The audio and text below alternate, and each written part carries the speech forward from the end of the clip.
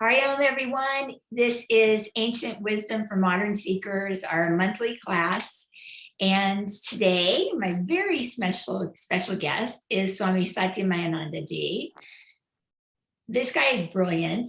Love him so much. And our topic today is memory. And Swamiji actually wrote a book on memory. And I forget the title. You probably have a lot. Encountering the Memory Self. And you know what? I did buy this book and I did read this book. I just don't remember where I put it. So I don't know if it helped improve my memory or what, but it's somewhere in this house. But when you first started the Vedanta Society, I'm like, oh, I want to get to know him. I'll read his book. So memory, Swami, is something we all have, we all deal with, right? How is memory important for our spiritual life, for our spiritual practice? Yes.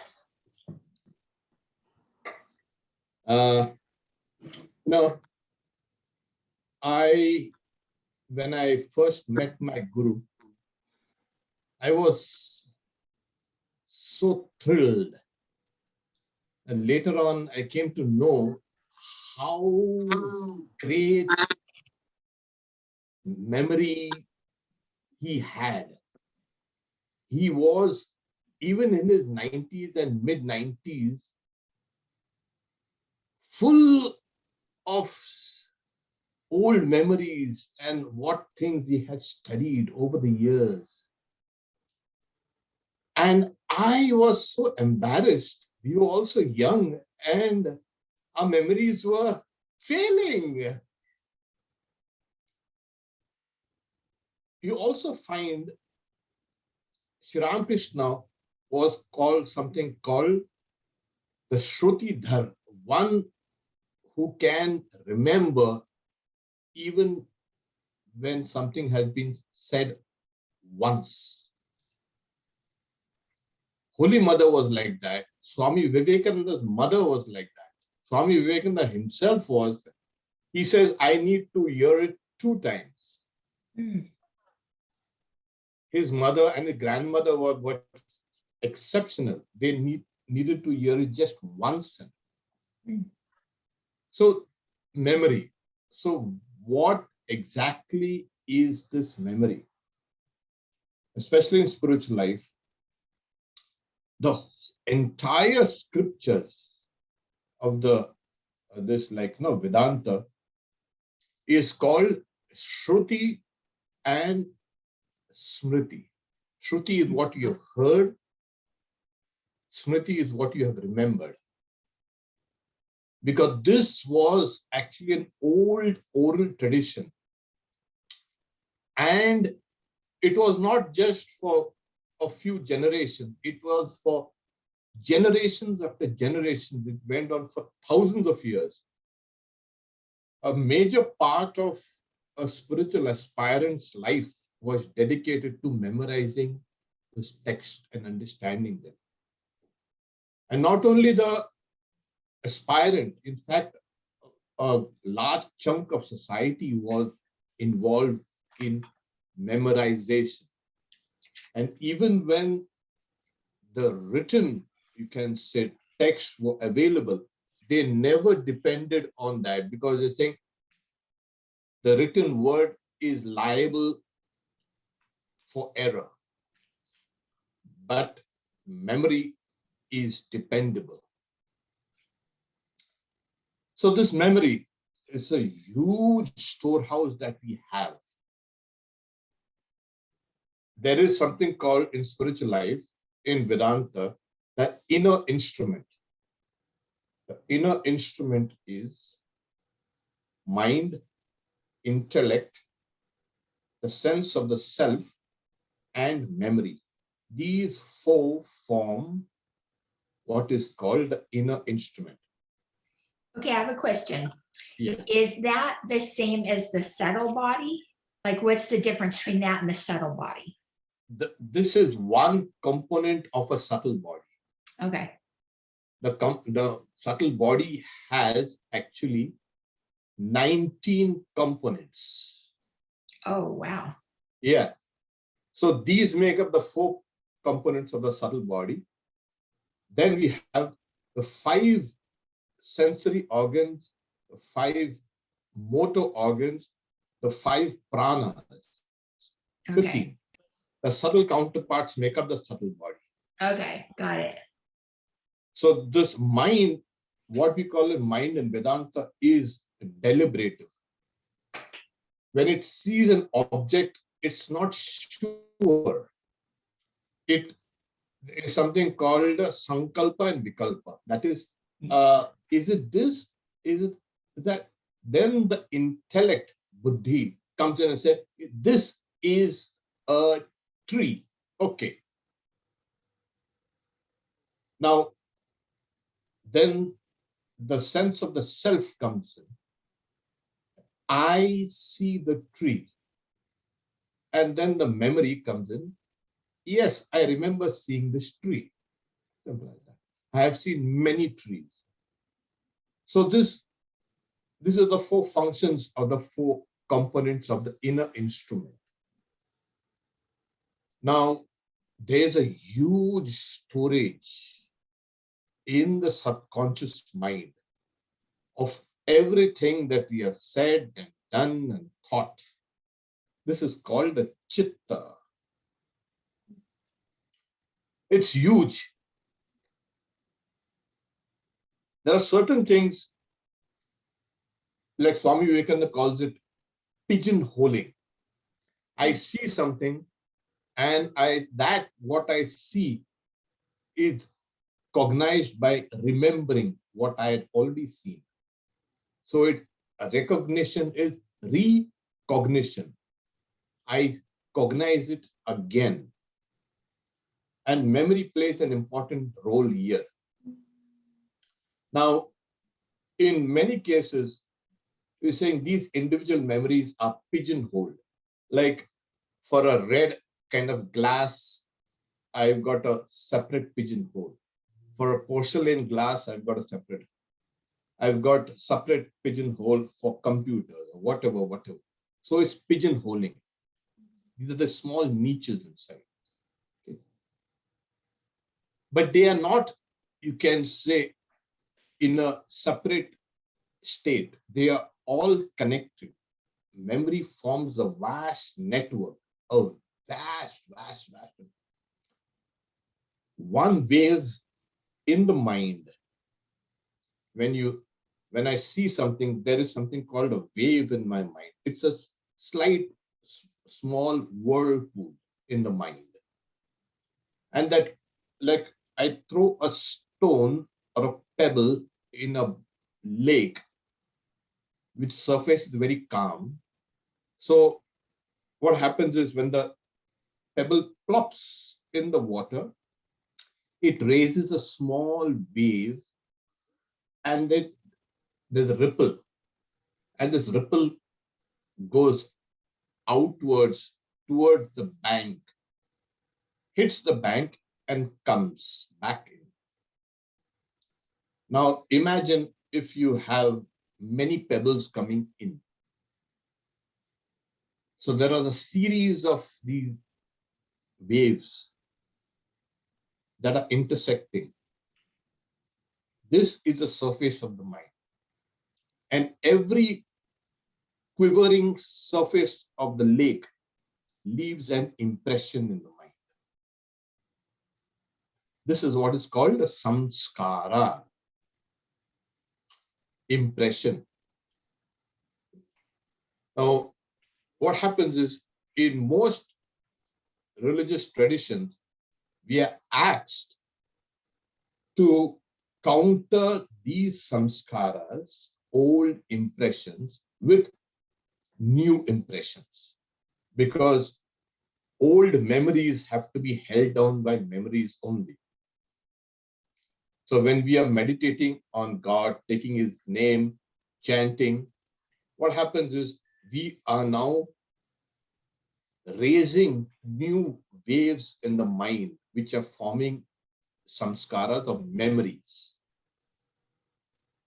And it takes a long time for this spiritual practice, because the the amount of impressions in the mind are numerous. So there are some impressions which are, as you called, related to the world. They are unspiritual. These are the ones which have to be countered.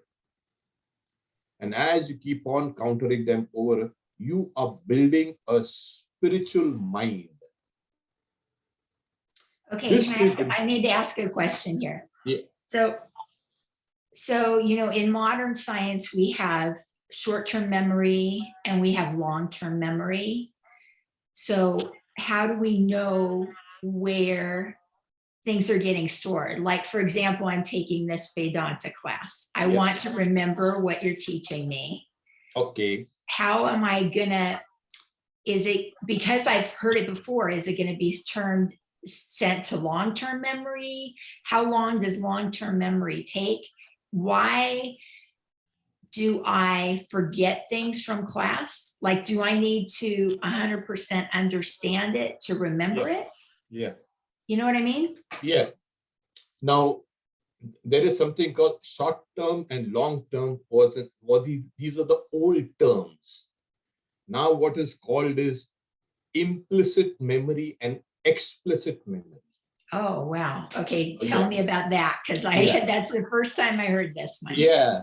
So when an impression comes in, it is held for about 7 seconds in explicit memory or short-term memory. Okay. Then that impression, if it is not relevant enough, there is a slow fading away.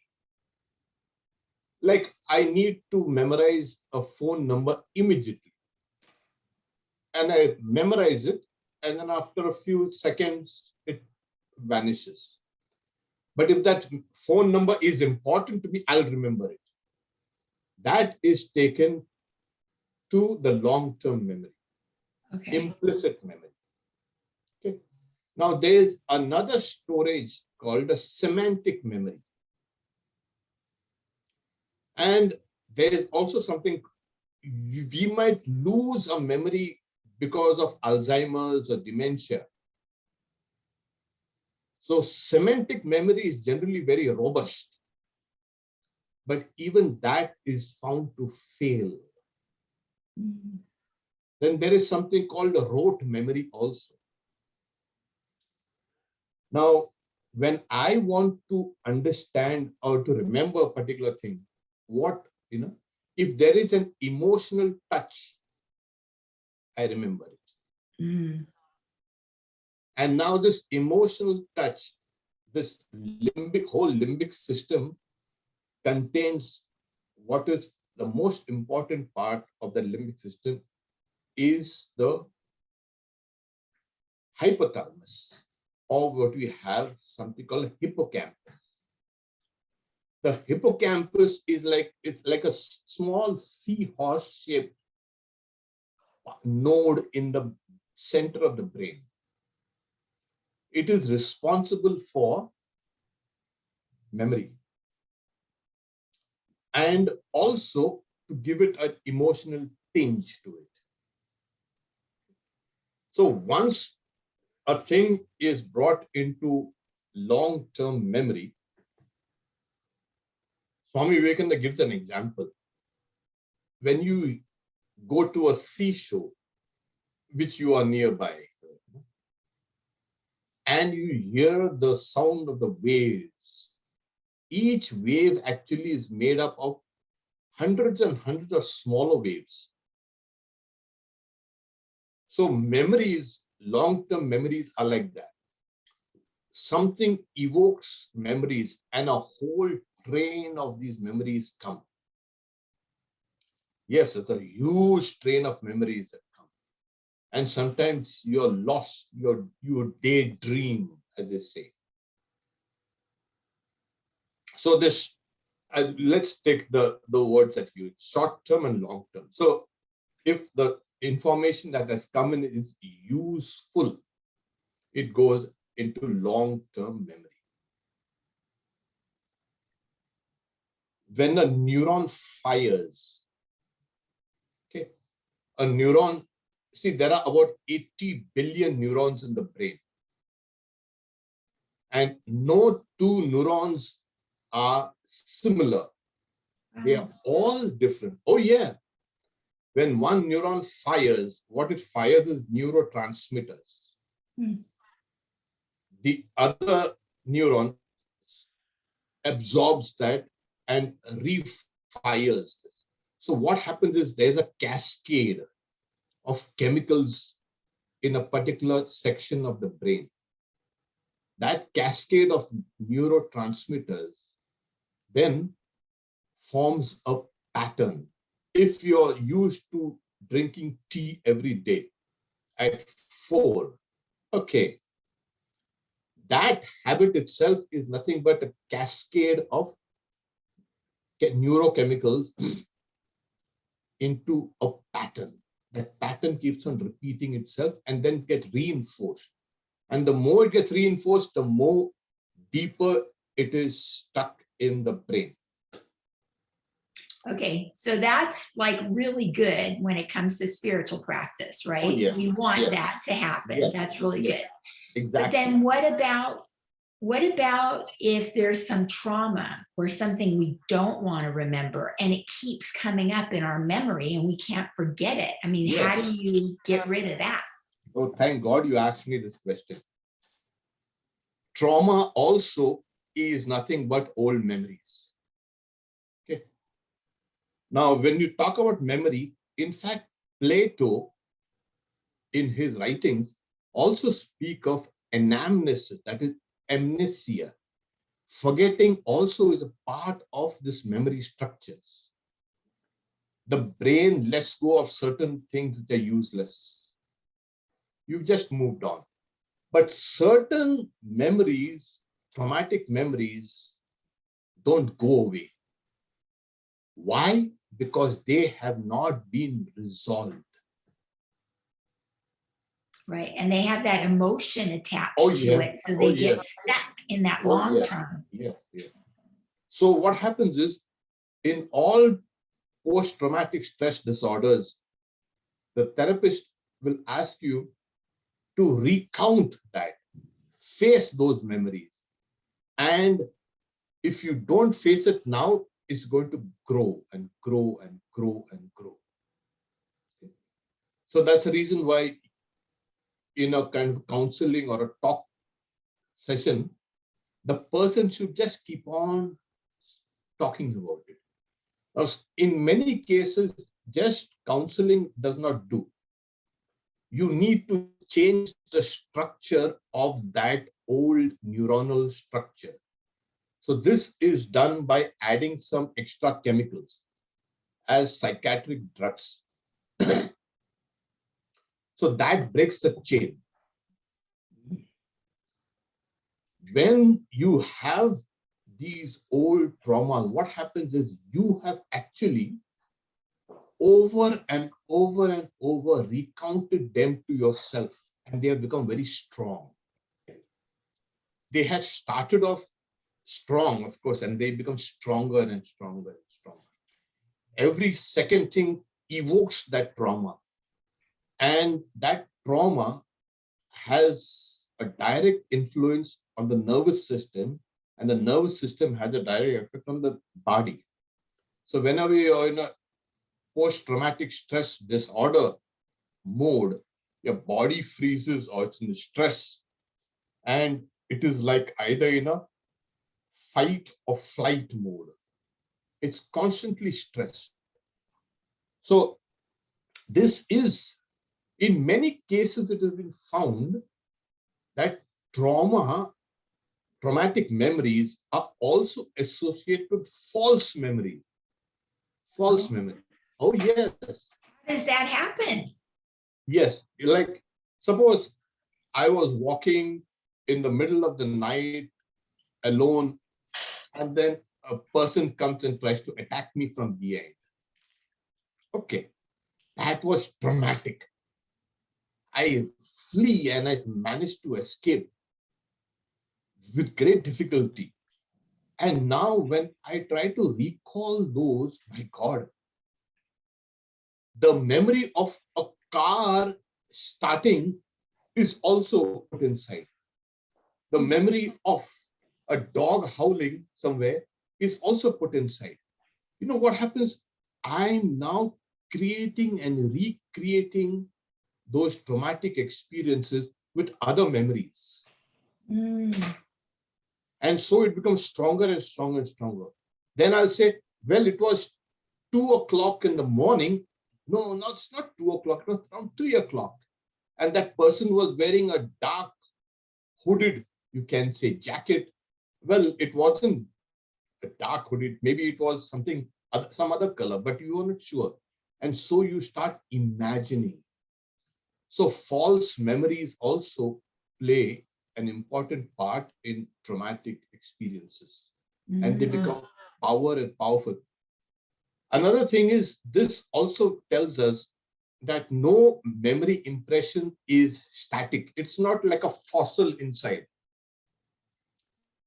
We think all memories are like, old fossils, petrified things lying there in the mind. No, it's very dynamic.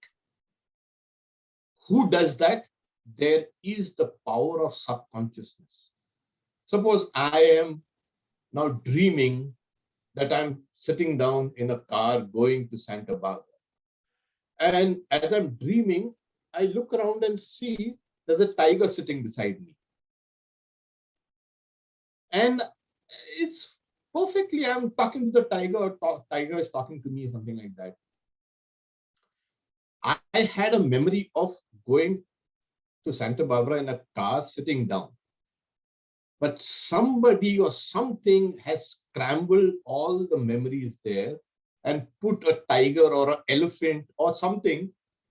And my subconscious mind sees nothing incongruous. So there is what is said, the whole, you can say, bed of subconsciousness is very fluid. That is the reason why in spiritual practice, it is extremely important to first confront old memories, especially traumatic memories. Don't run away. And when those old memories come, good or bad, use the power of the mantra to neutralize them. Because the mantra itself has power. And the mind also has a power. So you combine both the mental powers and the powers of the mantra, and those things become neutralized. How do you know they are neutralized, those old impressions? When an old traumatic experience arises and you don't kind of wince, or there's no kind of, oh no, that cringe factor isn't there. Yeah, then you the know emotion isn't as attached. Exactly. So that impression or memory has that venom leaked out. So you can see it just as a neutral person. Yeah, it's interesting that you say that, because I've taught meditation for many years, and it is very common when people are just learning how to meditate that those old memories bubble up. And it scares some people. And then they say, oh, I don't like meditation, And I keep trying to tell them, just be gentle with yourself and ease through it, because it's really good for you. It's like a cleansing. Yes. That's exactly important. The mantra or meditation, those impressions go down and they churn the mind. And the very fact that these old memories are coming out, they are coming out to be thrown out, to be neutralized. So you should go through this process. In fact, every person goes through this process. If the person does not go through the process, that person is not progressing in spiritual life. Yes. So this whole subconscious mind is churned and things come up. And it is in a way a self-discovery of your old self. And it's very important because you have a continuous sense of self. It's called the autobiographical self. I was this, I am this, I am that, I saw this, I like this. The continuous stream of consciousness. So if you don't counter it, you're going to be left with something like, I really don't know myself. And if I don't really know myself in all the nuances, I will not be able to transcend myself. Mm. So as you lay down layer after layer after layer of spiritual memories, they say that initially, don't barge in. Suppose I go in a place where there's a dog. The dog is sleeping. Okay, what I do is I gingerly tiptoe around the dog and go. I don't need to waken the dog because the dog is going to start barking and I'll get caught. So let some of the sleeping memories, let them sleep. The memories in the mind form 4 classes. One is, some memories are called dormant. They are sleeping. Mm-hmm. There are some memories which are attenuated. It is called tanu, attenuated. There are some memories which are expanded. These are the difficult ones. And there are some memories which are vichinna. That is, they have been kind of, what do you say, no? They have gone through a salad cutter. They're churned. So those memories, like the 4, the expanded, the shredded, the attenuated, and the dormant. Okay. Yeah. So these expanded memories first have to be taken care of by being countered by new impressions. And as these impressions keep on growing, these are the yoga impressions. Then what happens, once you have established a level of stability, then nothing can drop you down. And even if you are for a moment waylaid out or distracted, you come back again. It's like those gravity toys, Yeah, you throw them all around and they'll land on the same spot and the same position. Mm-hmm. Mind will come back to those spiritual impressions. It is this mind which you are now converting. The old memories are now being converted into spiritual memories. The harmful memories are first countered and kept submitted down. And as you practice yoga, those memories, old memories, the unspiritual memories become disabled and then they're burned. Because all these memories are considered like seeds, Like there are those, in from pyramids, 5,000-6,000-year-old seeds were brought out and they were germinated again in favorable conditions. So some memories are like those seeds. Some memories are kind of just burnt, disabled. They will not fructify. They are just memories, okay. And so what happens is you have now countered all your trauma, all your, you can say, false memories and everything. There's a clarity that comes to your life, in your mind, in your wisdom. It's important to know that wisdom already exists inside. The whole process of yoga is to quell the waves in the mind, all waves in the mind. The yoga is chitta vritti nirodha, to quell. So the only way to quell is constantly countering the old memories and quelling. Yeah.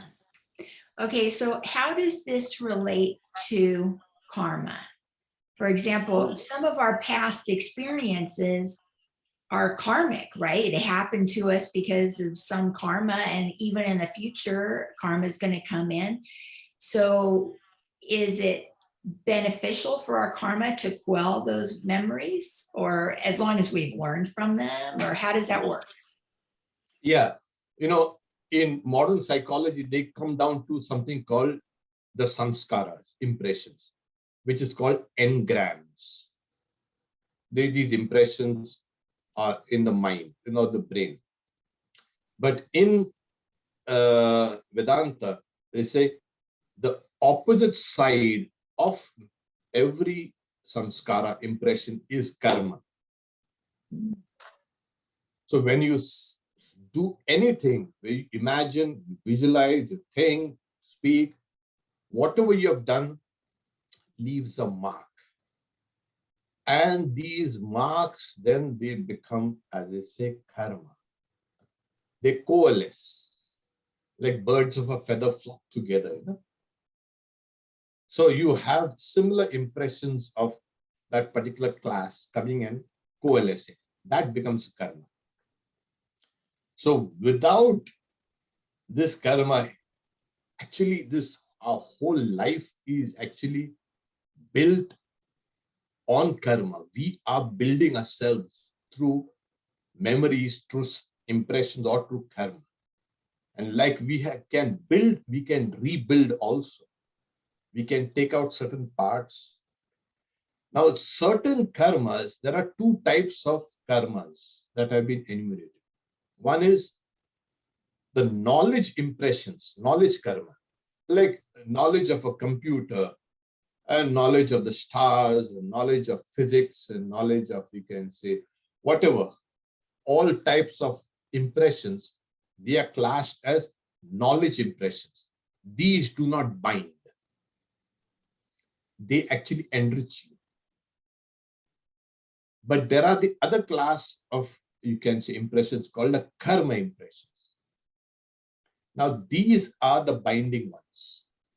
Now, suppose I say, I know this book is mine. Okay. The moment I say this book is mine, you're caught.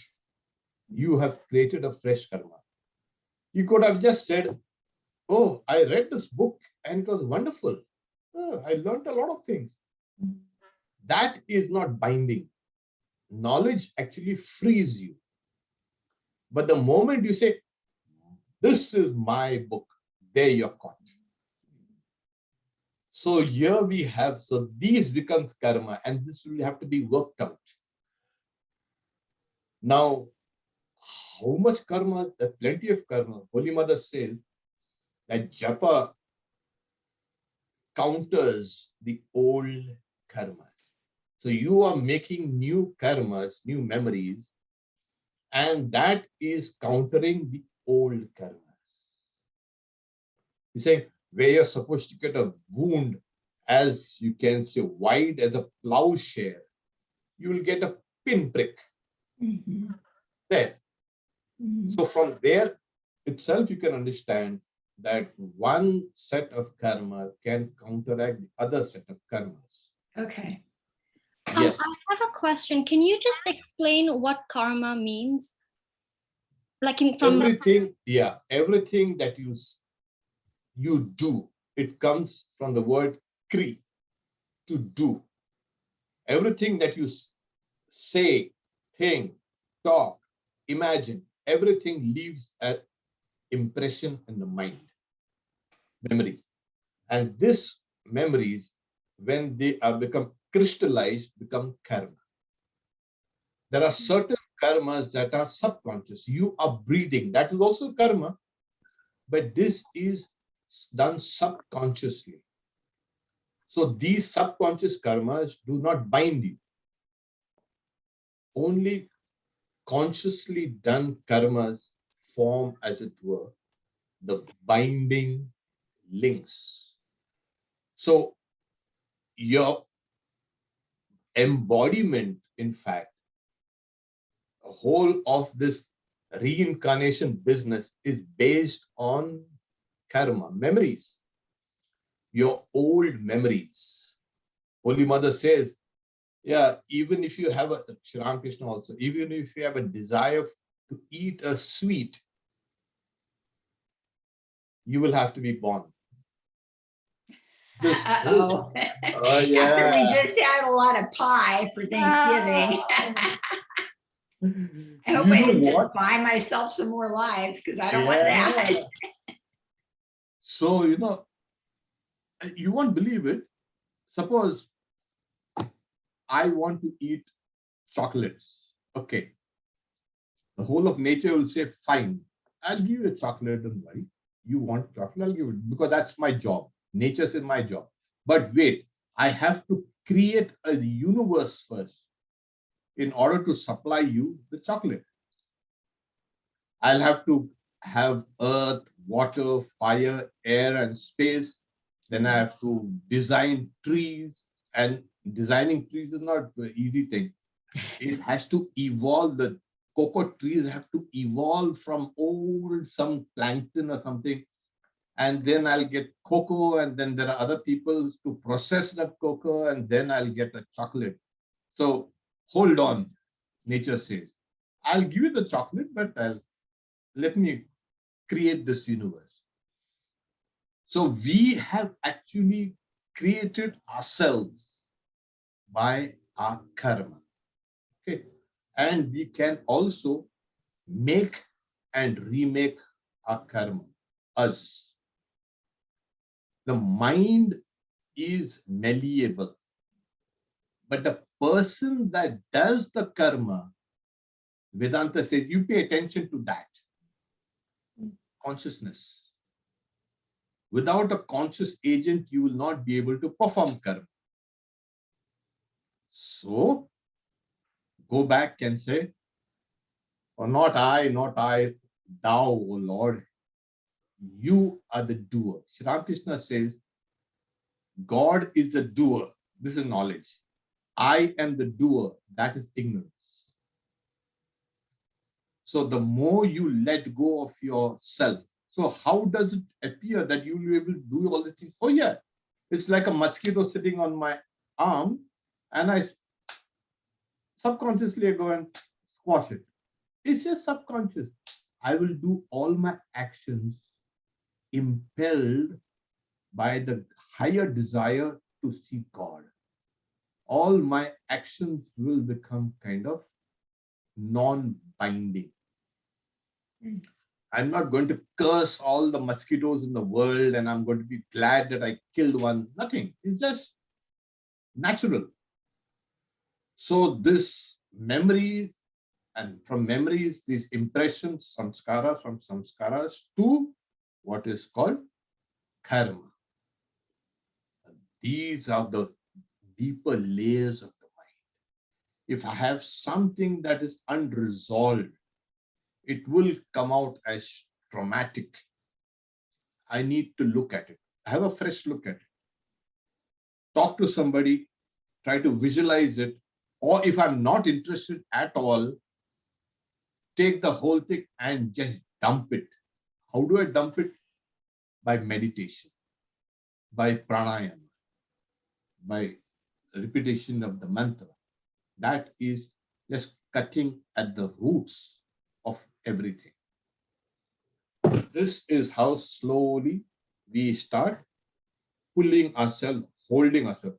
And secondly, what happens is when the karma picture comes in, now I am very careful and conscious that I will do my karma without harming anybody in thought, word, and deed. Mm-hmm. Because I know now I have repercussions. Mm-hmm. So I will look after everybody. I will be compassionate, kind, I will be charitable, I will be loving. That actually cuts the old karma. So I am consciously doing a karma. Because karma done, memory is done correctly with consciousness, that God really is a doer, will make me free from karma. Yeah, so it sounds like our memory is a good tool to use towards spiritual enlightenment. Yes. So explain this. So we're reading this book right now in our spiritual group, this one by Oh, yeah. Wonderful. We love it. In this book, he says many times, memorize the Gita, memorize the Gita. Yeah. And I know that's a good thing. I've heard it from Swami Sarvadevananda too. And that's why I came out with this, so we can memorize the Gita, you know, by Yeah, saying I it. know. Wonderful. Tell us why, what is the process, why this is so good for us, whether it's the Upanishads or whatever we're memorizing, is that, you know, a prayer, a poem, whatever it is that helps our spirituality. That's because these memories that you are now creating relate to reality, to truth. And these will be always stronger than other memories which are related to falsity, deception, and delusion, and unreality.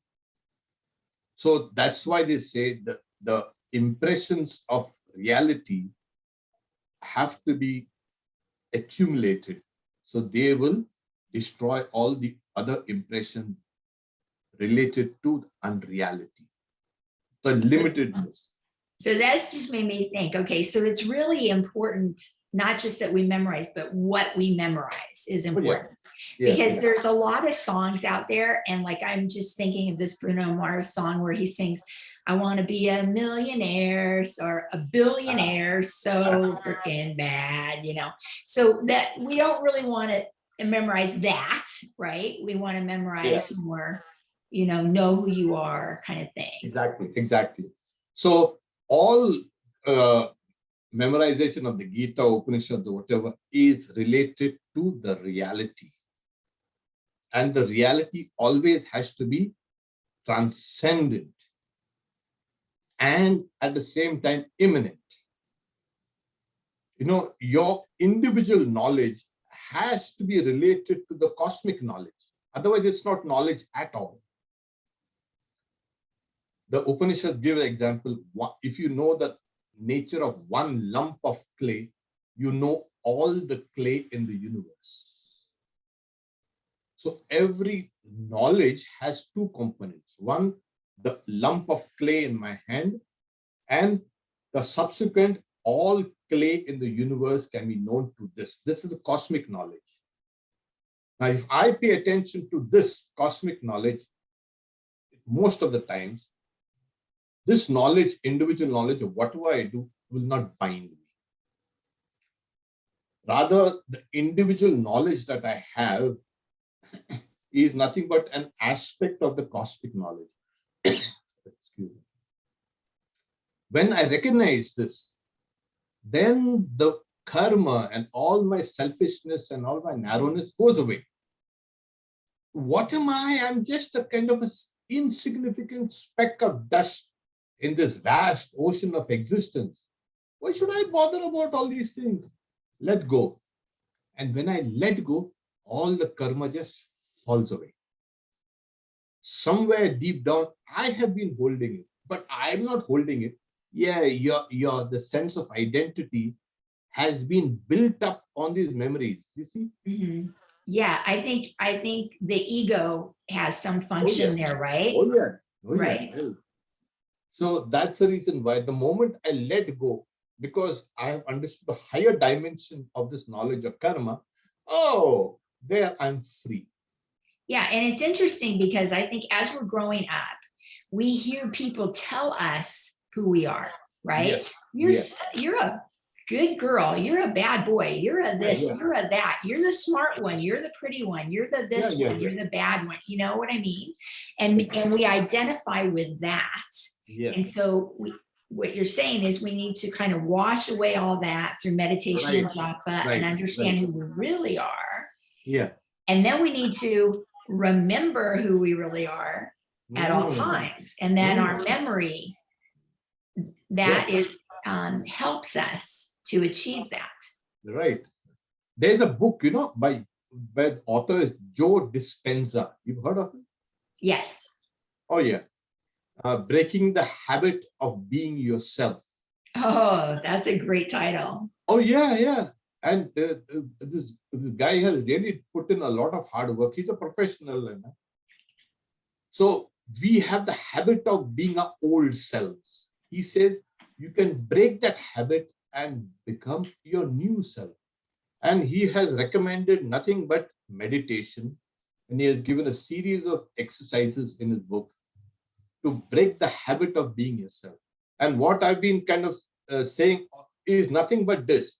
You're laying down a spiritual memories that are going to counter your old memories.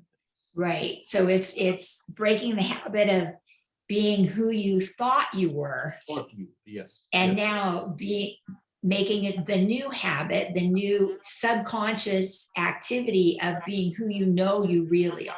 Yes, it's like, no, like I'm a child of God, or I'm a part of God, or I'm a spark of the divine. Now, my whole identity has changed. So that old ego, which held on to old memories, that is finding itself floundering. Hey, no, what happened? No. A new personality is being built. That I am a child of God, I am an aspect of God, I'm a spark of God, I am the Brahman, I'm the reality. Yes, there it is. You know, does this have something to do with why when you go into monastic life that you get a new name? So it's almost like the new person almost. Yes, yes. You know, Swami Vivekananda said the old man has to die. This is the old Christians used to say the old man has to die. So the old man has to die. This is the new man has to come in. So yes, this is the new. But then spiritual life is not only meant for monastics. That's a kind of people who have that kind of personality. They can get oriented to it. But spiritual life is actually meant for everyone, because basically we are spiritual beings. Yes. We have forgotten this whole thing. And the moment we start remembering our spiritual, that's why at the end of the Bhagavad Gita, the Arjuna says, my delusion has been destroyed. Yes. I remember everything by your grace. Nashto moha smritir labdha. Yes. And he says, I'll do as you say. Exactly. Exactly. So these memories, this karma and all, they were just a kind of, a cloud of forgetfulness that had come over us. Yeah. And now they are being dispelled. Yeah. It's interesting because we have so many, transitions in our life. Yeah. I think for women, a lot of us, when we get married, we change our name. Oh, yeah. Or when we have children, now our name is mom, whatever. Yeah. And we identify with that. Oh, yeah, yeah. And when we get initiated into spiritual life, if we don't already have a spiritual name, like a lot of people already have one, but I didn't have one. So I got a new name, and that I really did feel different. I really did. It was a beautiful experience. Oh, yeah. You have a beautiful name, Parama. What happens is all of us have a cluster of sub-personalities. Like you're a mom, and you're a sister also, you're a daughter also, you were once a little girl also, and you're a friend also, you're a wife. All these personalities, they are kind of held together by an overarching personality called a sense of I. So you can function in all these areas very comfortably. Once you can understand this, then yes, what binds everything? The sense of I. Now, if I can transform this I, then the whole thing has become kind of open. Yeah. Yes. And then we feel not so limited by any of our roles. Exactly. We have more freedom, knowing that since we're not any of those roles that we play, we're something beyond that. Yes. If one of the roles goes away, we're not devastated. We're just, okay. Exactly. What happens is, I always give the example. See, everybody has an intuition about another person. Like suppose I meet somebody Now, there is something human in that person, but there is an aspect of transcendence also in that person. Suppose I see a little child playing a violin, and she is playing so beautifully. That talent or that activity itself transcends her from being a little small child into something. There is a transcendent aspect to us, all of us actually. And because of this, there is something called art. It celebrates the celebrates the human beauty and body, etc. Yet there is something transcendent in it. It is not just mere mundane matter. There's some spirit there. And as you keep on progressing towards spiritual life, first you will understand this about yourself. There is a transcendent quality in me. And that you will be able to recognize others also. You will not see people as, oh, they're supposed to be exploited, supposed to be kicked around, supposed to be abused. No. There is an aspect that is greater and higher. Yeah. This is actually the beginning of spiritual life. And it sounds to me like when we are experiencing that transcendent self, we're in our Dharma. Oh, yeah. There, that, Exactly. and so people who are looking for their Dharma, it's like, what do you do that makes you feel free, that makes you feel like connected to God, that makes you feel so comfortable and in the flow? Exactly. This is what. So the more spiritual you become, the more you can say you start hastening your growth, your transcendence. You are a body, you are a person, yet you are transcendent. And once you have this, you are on safe grounds. Yeah. All your old memories and all traumas means nothing to you. You have now harmonized the old and the new and the transcendent within you. Yeah. You have joined the links together. Yeah. No longer will you say, oh, I did some stupid things in my life. No, you will see them as, oh, well, I learned from them. Yes. Yeah. And in a way, I think that in our life, we have many different lives, just like we probably had many different past lives. So just like in this life, we wouldn't beat ourselves up about something we did in a past life because we don't even know what it is. We can forget it and let it go when we do something wrong in this life. Oh, yes. In fact, like you're saying, we recreate ourselves, and this is done actually on a daily basis. You know, in Buddhism and in Vedanta also, we say, you don't step into the same river twice. So you are seeing that river, but that's not the same river. It has changed. So we see ourselves as unchanging. No, we have changed.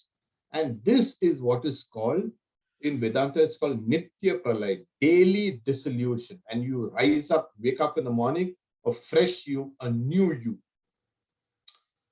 And you have the old memories, but they are not actually defining you. Yeah. You can now make yourself slowly and slowly and slowly. If this is understood, yes, the human being has great powers. It's the human being is considered weak, etc., etc. No, the jiva, the individual soul, has tremendous powers. Holy Mother says, these humans now, they've become very smart. They could even photograph an avatar. Yeah. So, okay, so coming full circle then, will our spiritual practice help us to have that sharp memory like Vivekananda had, like Ramakrishna had and stuff? Or did they have it because they were already spiritually evolved? No. This memory also depends on the quality of your mind. When you are sattvic, you have all these memories which are indestructible. But having a good memory is not essential for spiritual life. What is essential for spiritual life is you're remaking yourself into a spiritual entity. Okay. Yeah. So I in my case, my guru used to, recite long passages from memory, and I used to, I said, what's this? Yeah. Now, then I understood, yeah, reciting long pieces of memory is not just important, because nowadays we have computers and laptops and you have everything. And I want to teleprompters. know something. Exactly. Exactly. So I won't spend my mental energy trying to memorize something which I can have anywhere, anytime. Yeah. Let it go. The whole thing is, once I understand the dynamics of memory, I'm going to become my own master. Yeah. That is what it is. Yeah, that's amazing. That's Yeah, beautiful. it's amazing. Does anyone have any questions, Rai or Mitraji or Marcia? I don't know if Nandita's still on. Anybody have any questions before we wrap it up? I do. I have a question. What happens to memory? Alzheimer's and dementia. How does that, where does that fit into the memory scheme? It's like, suppose you have a piano, okay, and you have been playing this piano for years and years and years. And as you keep on playing, that piano becomes old, and all those bars and all those, you can say, wires are broken. So the instrument gets broken, but you know the music. So in Vedanta, it is said the instrument through which you can bring out the music is disabled, Alzheimer's or dementia. But the music is in your mind. So there's a distinction between brain and mind, Vedanta says. So you may not have a perfect instrument because of something organic that has happened in the brain, but all those memories are intact. They will have to be intact. So now then you say, okay, but then the brain, nowadays they're talking of something about an extended mind, that the brain does not contain all of the mind. The microbiome, the gut bacteria also influence the brain. Not only that, the skin is considered a second brain. There's something called an extended mind. You feel certain things.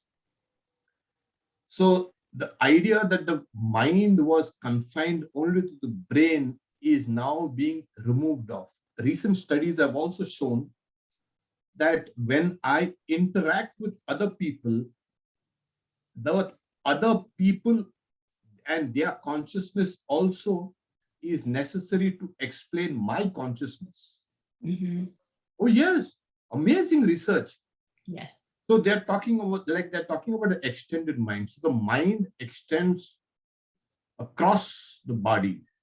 Yeah. Away and from the heart, like the heart is a brain. Yes. The heart Yes. thinks.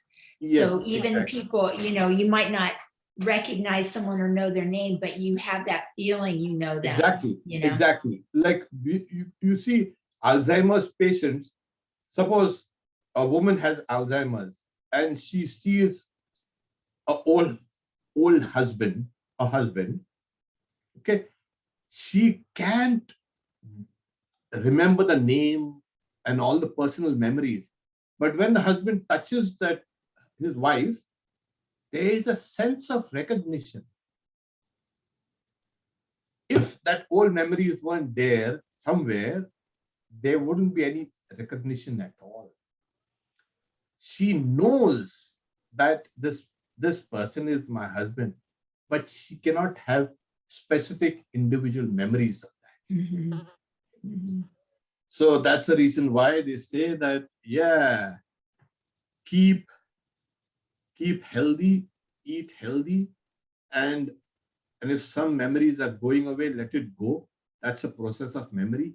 And the brain and the dysfunction of the brain will not harm old memories. Right. And then whenever the body falls off, the Yes. memories go with the subtle body. Exactly. They will go on this. So it's not like the memories are lost and gone forever. They go Oh, with yeah. the subtle body. Always. And that's all part of the karma for the next life or whatever. Yes. Because even in coma patients, you say the body is completely in a coma, but that person inside is aware. And now this has given rise to a lot of ethical questions. The questions of, assisted suicide. Mm. Now, can another person decide for this person, because this person is conscious?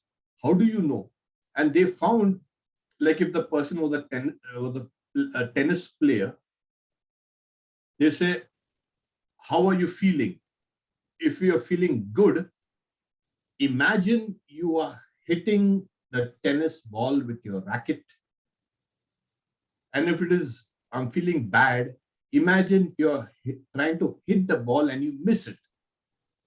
While they were scanning that person's brain, and they found certain areas of the brain light up when they said yes, and certain areas of the brain light up when they said no.